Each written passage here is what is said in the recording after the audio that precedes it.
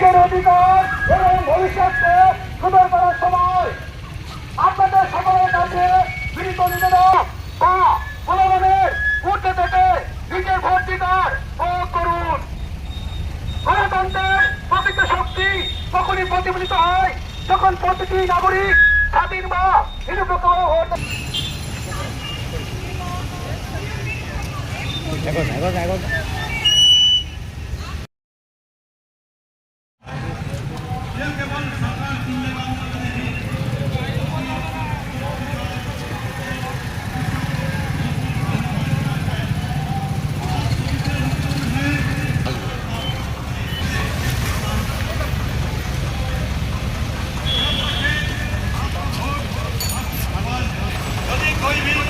कोई असामाजिक तत्व या दबाव बनाने की कोशिश करे तो तुरंत उनको सूचित करें।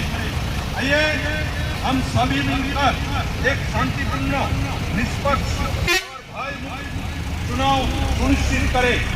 निर्भीक बने, मतदान करें। कोई